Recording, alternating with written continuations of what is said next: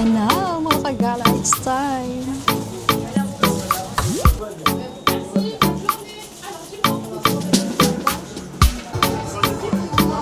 Risotto? 1 piece, 120. Kapag apat, 5 euros. Ang cute to.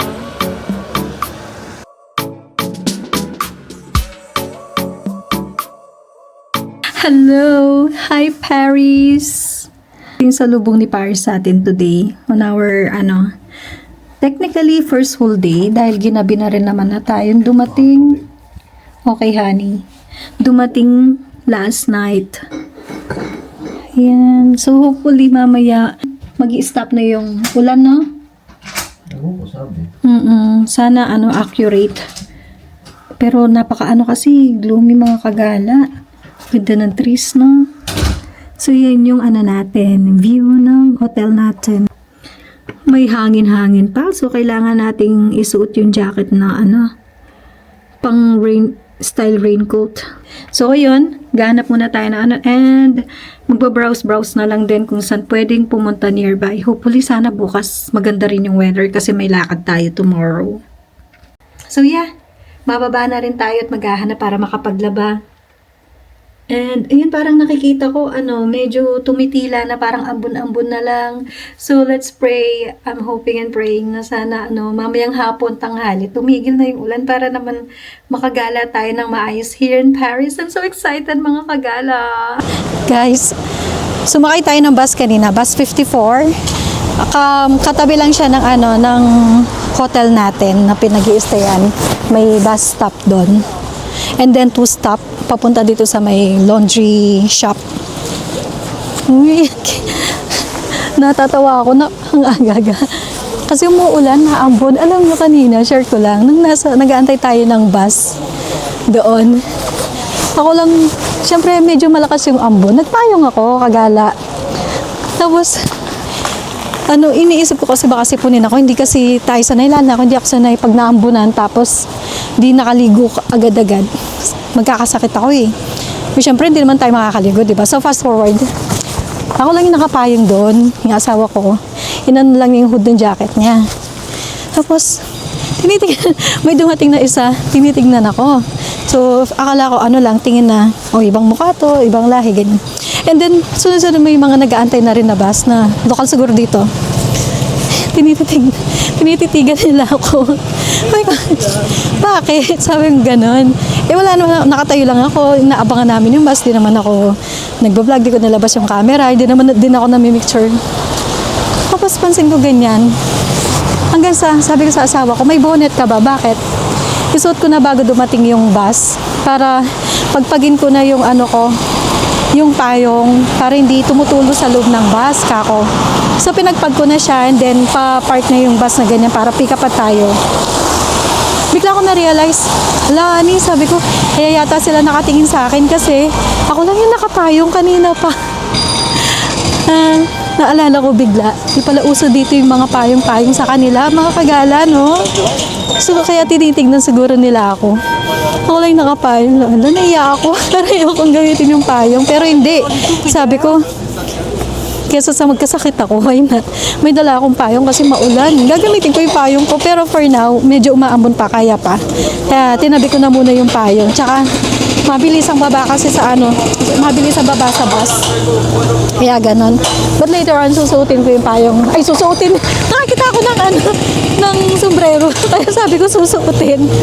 Gagamitin ko yung payong pag lumakas-lakas. Anyway, etong dinadaanan natin. Wet market yata nila. Ang ganda, ang bango, ang saya. Ang daming mga fruits. Tapos, may mga dito, oh. May mga paninda sila mga damit, ang gaganda.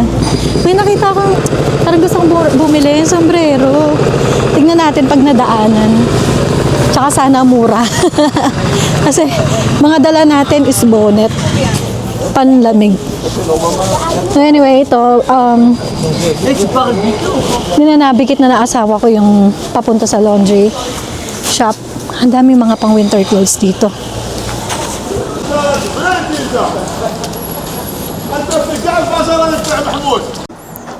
So, yung mode of payment niya, mga kagala, pwedeng cash or card.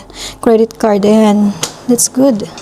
Ang kukunin natin is yung 10 euros. Kailangan kasi malaki yung machine dahil madami yung lalaban natin. Hindi kakasya dito sa 8 kg. So, yan, magsiset up na tayo. And then, lalabas tayo. Maghanap tayo ng makakainan muna. Ayan, lumakas na yung ulan. Hindi ako mahiyag gumamit nito. Tsaka umuulan naman. Understandable naman siguro magpayong, no? Sila kasi talagang wala nga silang sombrero kanil tsaka bonnet. Talagang sinuusuong nila. Siguro sanay na yung katawan nila sa ganyang weather talaga, no? Iyoko na magkasakit. Ilang araw pa tayo dito. Kagala, ito na siya. Lapit lang niya dun sa laundry shop. Ayan. Hopefully may kape sila. Mukha nga masarap dito. Tingnan nyo naman, may pila sa labas. Di ba kagala? Merci, bonne journée. Alors, dis-moi. Alors, 3 baguettes bien blanches, une viennoise bien blanche. Mag-try tayo ng Fana chocolate. Bien blanc. Bien blanc. Voilà. Et Je veux changer. Hein. Kagala, na-excite ako. Sa sarap na itsura nila. Oui, faut grave. On sent bien, on voit bien votre sœur. Et oui, ma sœur. Il y a 2 viennoises, c'est ça? Il donne les masses. Merci, au revoir, madame. Merci, au revoir. On se viennoise, pas baguette bien blanche. Oui. Merci, madame. Bonjour. Ah, good. Bonjour. Fana chocolate? One. And Ta mère, ça va? croissant? Elle vient d'arriver. Croissant amande? Tu sais, ces gens, c'est toujours la même chose. Naintindihan naman nila tayo, guys. Quand on arrive à un certain âge. 20 minutes. Hein. Ça vous va? Merci, jeune fille. Do you have black coffee? Coffee? Oui. The black. J'aurais pas Black. mais je vais te la Yes. prendre le pain et celle-là. D'accord, ok. Alors, du coup, Un pain, c'est une tali, Hot. vous savez, des graines. Merci. One. No, one only. Yeah, the big one. Parang voilà. Hola. Ça fait c'est long. malaki yung giniwa ko eh. Ah, super bien. Baka hindi natin mainom sa sobrang pait. Ah, il faut. C'est bon comme ça? Ouais, très bien. Du coup, je vais prendre la celle-là. D'accord, oui. Ito yung inad natin, yung pistache. Hindi ko kasi siya natanaw agad kanina kasi may mga nakapila pa. And then, ano yung sa'yo, honey ko? Isang croissant na almond at saka nakalimutan ko na yung isa nating order tapos isang black coffee na lang. Kasi nung tinanong niya, yung sign language ng kamay niya, mga kagala, ang laki, nagulat ako. Baka kung dalawa yung orderin ko, hindi natin maubos yung kape. Kaya isa na lang kinuha natin since nag-coffee na rin tayo sa room. Bucket list check. Na? Makakain ng legit na croissant in Paris. Guys, ito pa yung iba nilang Bonjour! Kain tayo mga kagala. Ang lambot ng croissant. May palaman siya sa loob. And then almond. Almond sa taas. Happy. And then let's try this. Kanina sabi niya ganito. Alam kong ganito, espresso. Sobrang pait nun. Sabi ko hindi. Sabi ko ganyan siya, malaki. Sabi ko, tingnan nga ilan. Sabi ko, isa, dalawa? Sabi niya, umuwi yung asawa ko, dalawa. Ako isa. Sabi niya, ilan talaga? Sabi, isa lang, sabi ko. Yung kasama mo, sabi niya. Hindi, isa lang, isang malaki. Nangiti siya sa amin. Sabi ko sa asawa ko, malaki yung in-order ko na coffee. So, hindi siya yung espresso ng ganito. Kasi wala rin silang sinaserve ng water. So, for sure, sobrang pait nun. Espresso. May water pala yung asawa ko. Ang galing talaga. May water tan. Ang galing. Hindi ko mainom. Sobrang init. Pait nga ng coffee. Ang cute ng mga car nila dito. Ang liliit. Meron pang isang car na nakita natin sa Switzerland. Hindi ko na nakuha ng kagalan. Siya pang 2-person lang talaga. Grabe, dikit na dikit yung pag-park. Ang galing yung park. Lilit ng mga car nila. Ang cute.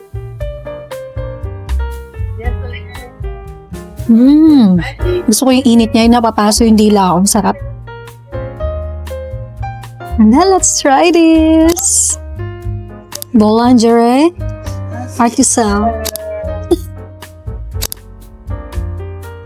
Paso ako. Guys, look. And now, mga kagala, it's time. Honey. Ang sarap, honey. Guys, ang sarap. Gusto kong bumili ng isang tray. Tapos iuwi sa Pilipinas. Para matikman ng family. Gusto ang sarap. Puro ano siya. Yung tilig na pistachio.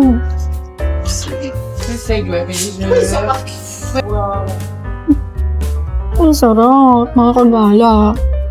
Alam nyo, napapansin ko, when it comes to pistachio here in Europe, you'll never go wrong.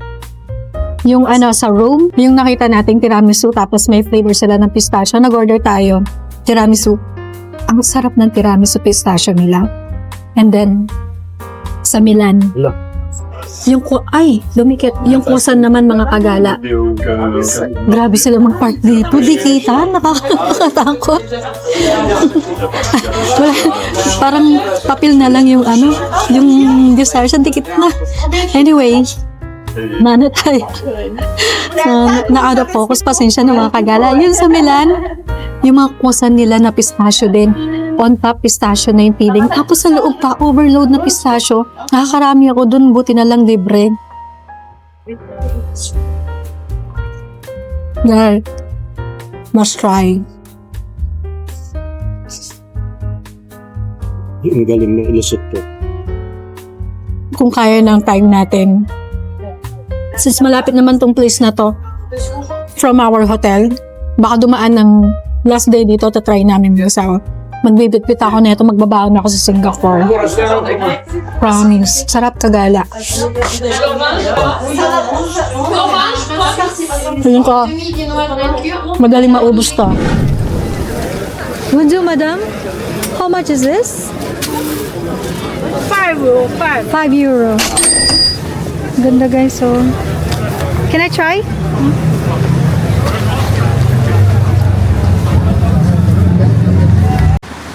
Mag-aabang na tayo ng bus 54 pabalik dun sa hotel para iuwi muna natin yung mga nilaban natin. Ang tagal pa, 30 minutes pa. 30 minutes pa pala, maglakad na lang tayo kagala. Less than 1 kilometer naman yung ano niya. Yung distance niya from here. Sayang yung oras, no? Ang ganda, oh.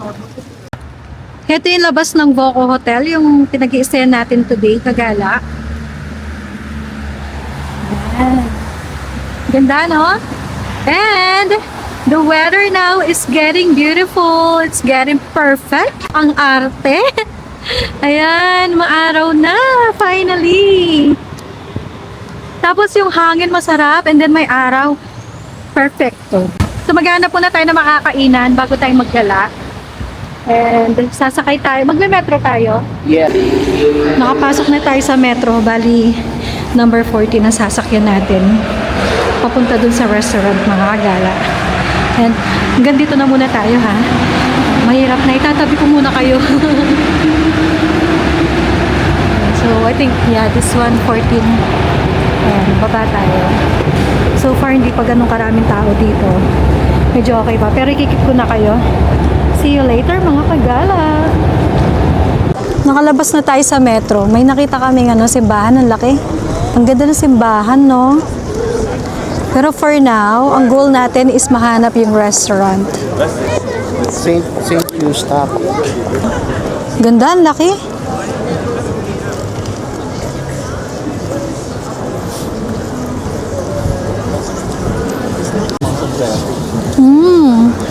Ayun, ang dami rin. Ang gaganda.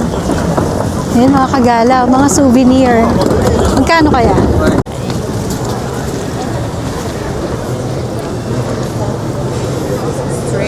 Sana bukas pa yung restaurant. 10 euros, 10 minutes, alam mo.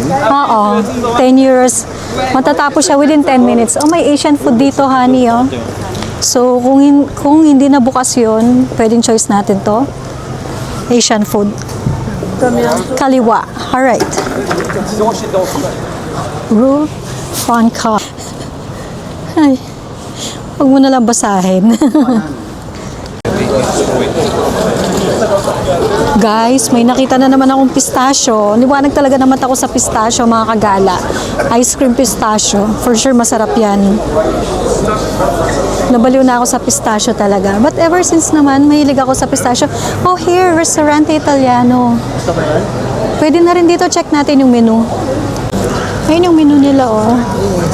At tingnan natin yung pasta. Here is the pasta. Ang mahal ng pasta, mga kagala. Linguine. Gusto ko lang yung normal pasta. Mga may escargot din sila dito ni.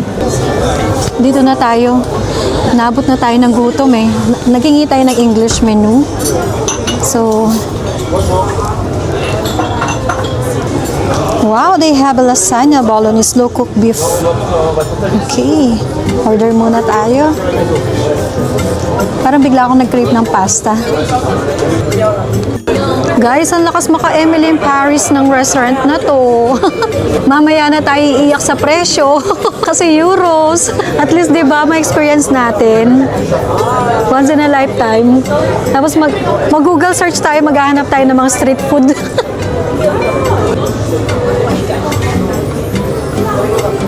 Merci. Thank you.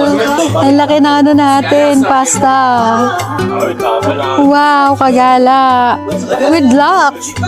Busog tayo nito, kagala. Risotto? So, nag-order siya ng risotto. Anong risotto yan? Salmon. Oh. And here, wala sila yung yung spaghetti pasta, mga kagala. So, ganito yung ano pala nila sa pasta. Parang macaroni na malalaki. And nag-order tayo ng Aperol Spritz. And of course, red wine. Ang sarap kasi ng wine nila dito. So, for me, masulit na yung tikman yung wine nila since nasa Europe tayo. Kasi almost same lang din yung mga like yung water kung mag-order ka, di rin tayo mahilig sa soda. Kahit glass of wine lang, okay na. So, yeah, bon appetit! Par une connaissance en commun. C'est une connaissance qui va parler de moi. Comme une Perfect. lui-même en fait. Une enquête. Yes, perfect. Merci. Thank you. You too. So, ito yung bill natin, mga kagala. 65. Yung gamberi ko is 28. Oo, sige. Risotto niya is 25. Tapos yung drinks niya na Aperol Spritz Sur l'après-midi, is 70. Happy hour pa yun, 7 pala, sorry. And then yung sa akin na red wine is 5 euros. So total at 65. And walang service charge. Perfect. Thank you. Nabusog tayo kahit na ganyan kamahal. Loaded, mabigat din sa tiyan yung pasta. So that's good. At least makapaglakad-lakad tayo nang hindi tayo nanghihina. So yun na, umaraw na ng husto. Ayan. Dumami na rin yung mga tao, mga kagala. So it's time to explore Paris. c'est membre du club.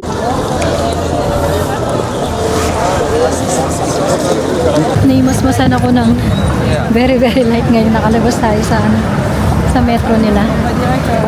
Grabe, siksikan, no? Ganun pala yung pakiramdam. Ang lakas ng kaba mo. Kailangan sobrang ka sa gamit mo. Attentive.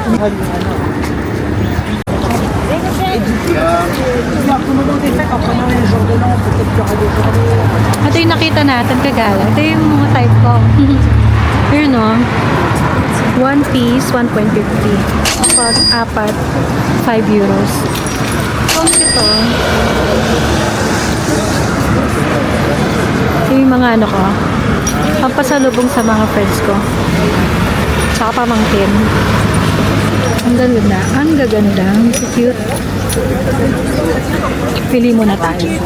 And then may yung mga ref magnet nila kagala. Ah, kaya lang baka mabasag to.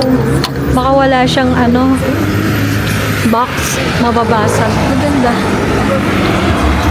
Ganito kaya para unique. Kaya ni Jojo. Mani, para unique.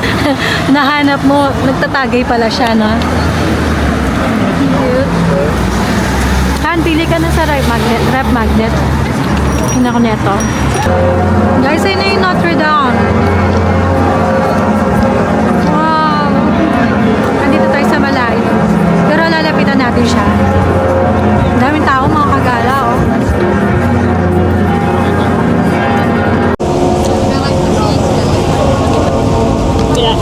Ganda dito.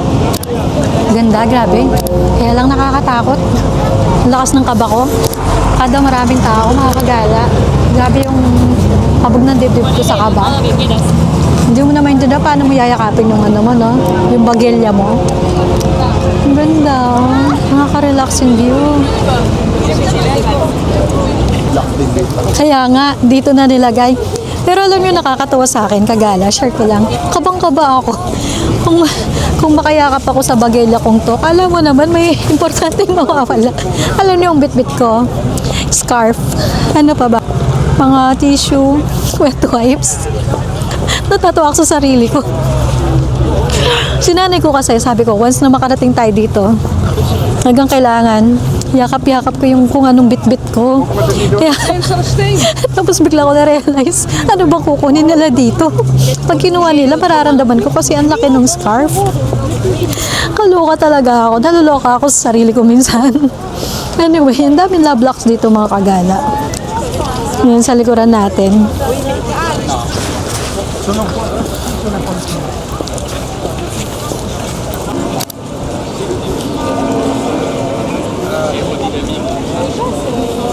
Pila tayo gala. Although mahaba yan, pero mabilis naman, oh. Patingki tayo kay Lord. Yan, bibilis lang ng pila.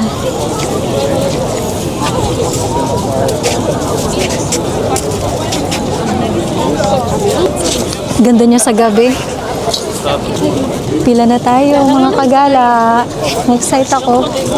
First time natin itong makarating dito. Tapos parang may misa pa.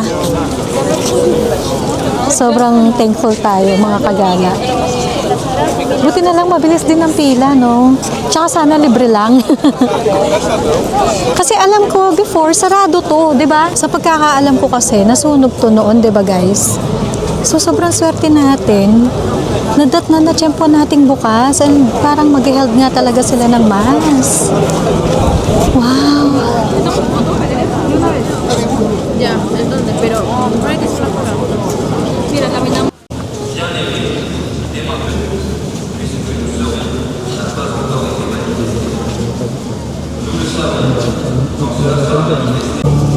Bili tayong candle later, kagala. Mag-prepare tayo at mag-wish. Magpapatingki tayo kay Lord for this beautiful, wonderful na pagkakataon.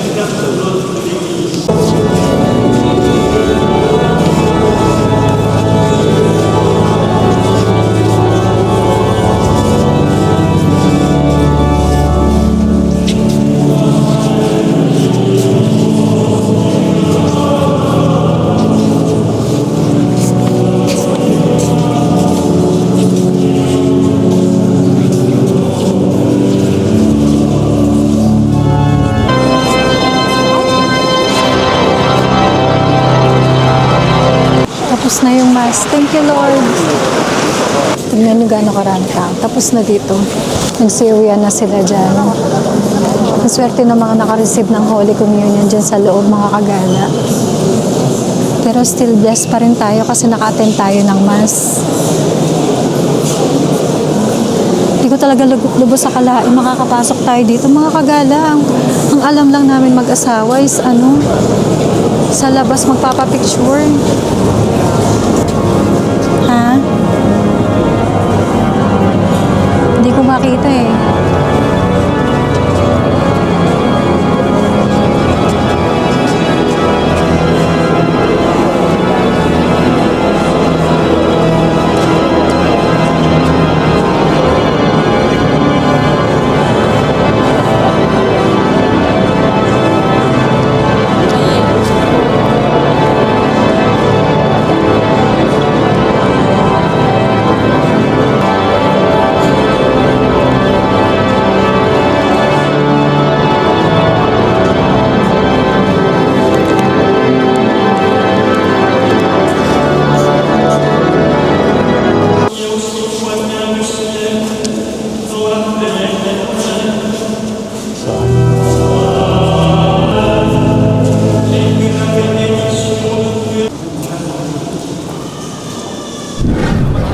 Yan, may crabs sila.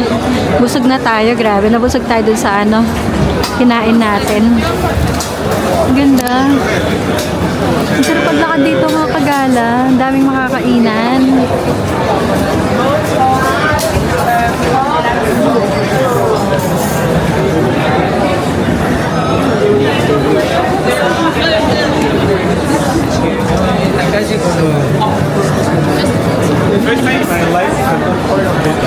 Saya naman dito. Nag-enjoy ako. Wala rin naman tayong idea na may makikita tayong ganito dito. Buti na lang naamoy natin yung grilled kanina kagala. Sinundan namin yung amoy na nagulat kami. Ang saya pala dito sa kali na to. Ang daming tig 1 euros lang. George Cafe. Ang ganda oh. Ang daming tao. Ang haba ng pila nila. And then, pag diretso ka dito,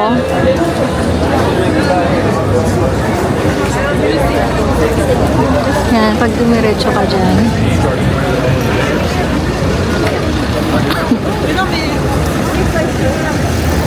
ayun yung Notre Dame Cathedral.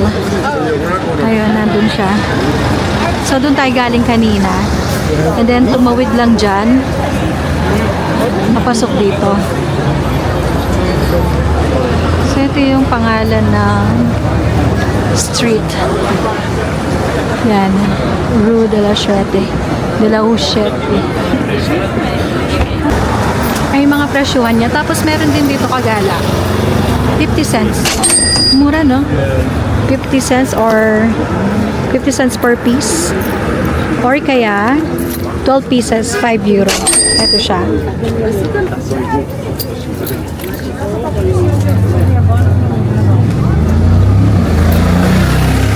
Simple lang siya. Yan, pwedeng mga souvenirs, pampasalubong. Asawa ko, bumili siya ng ganito.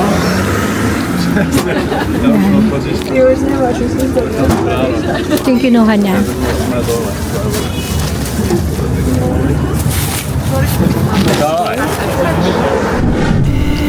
Okay mga kagala, before we end our vlog, I'm proudly introducing to you the Eiffel Tower, Paris.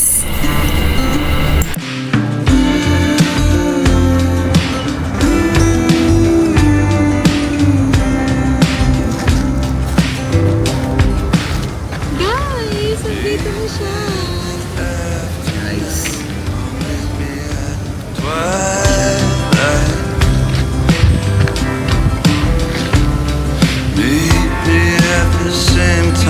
Stars blink their eyes.